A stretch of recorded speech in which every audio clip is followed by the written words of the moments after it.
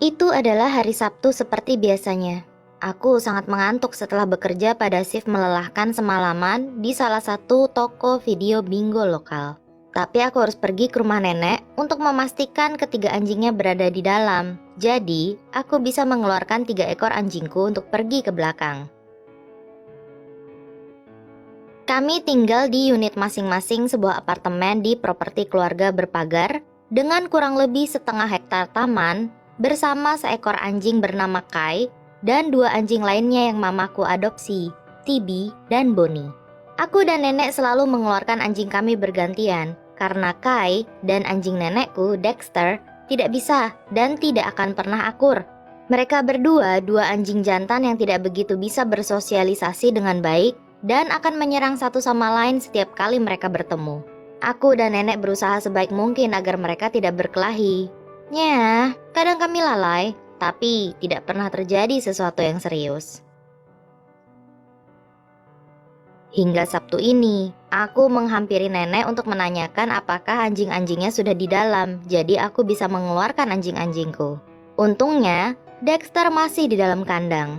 Jadi, aku keluar dan melepaskan 3 ekor anjingku, kemudian pergi dan mengambil semangkuk sereal di tempat nenek selama menunggu mereka menyelesaikan urusan belakang. Sehingga, kami bisa bergantian mengeluarkan mereka seperti biasa untuk menghindari Dexter dan Kai bertemu.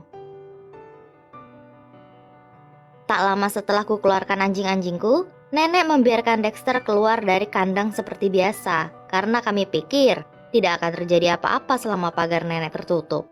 Tiba-tiba, tanteku berjalan di sisi jalan, membuka pagar dan membiarkan Dexter keluar halaman. Dan seperti yang kami duga, Dexter dengan segera berlari menuju pintu dan saat melihatnya terbuka, ia berlari melewati tante dan tidak peduli pada panggilanku untuk kembali. Dan hal itu terjadi. Kai melihat Dexter keluar dari rumah dan sebelum kami bisa melakukan apapun, Kai menghampirinya. Mereka berdua mulai bertengkar. Aku segera meninggalkan serealku yang masih setengah dan berlari keluar untuk membantu tanteku memisahkan mereka. Tapi Kai benar-benar marah saat itu dan Dexter juga tidak menunjukkan tanda-tanda mengalah. Aku memegangi Dexter di leher dan tengkuknya, dan kulakukan satu-satunya hal yang bisa kulakukan. Kutendang Kai sembari tanteku menghalaunya dengan gagang sapu.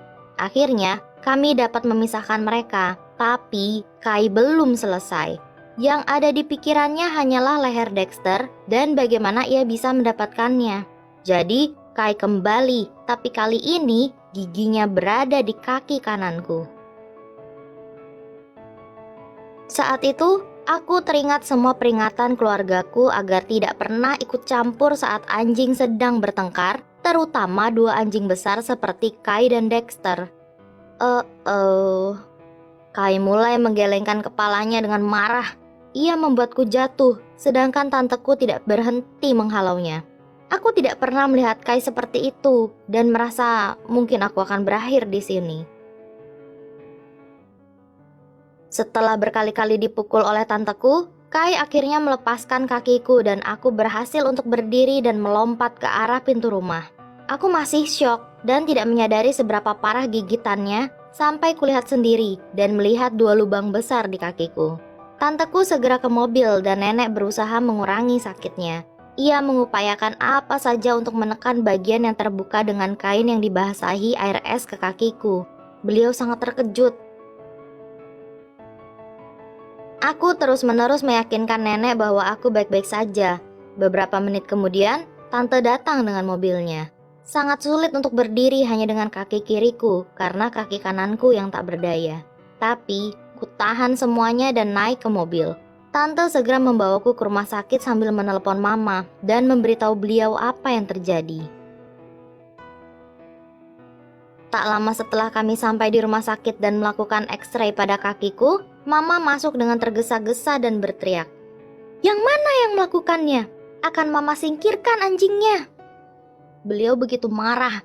Aku memberitahunya bahwa itu Kai dan bersikeras jangan coba-coba untuk menyingkirkan Kai. Dokter keluar dari ruang X-ray dan berkata bahwa butuh waktu untuk sembuh, tapi untungnya tidak ada yang patah.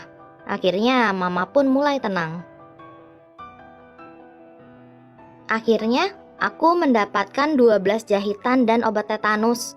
Meskipun Kai tidak mendapatkan vaksinasi tepat waktu, mereka tidak memberiku suntikan rabies dan memberitahu kami untuk mengkarantinanya 10 hari dan memonitor tingkah lakunya. Jadi hanya itu yang kami lakukan.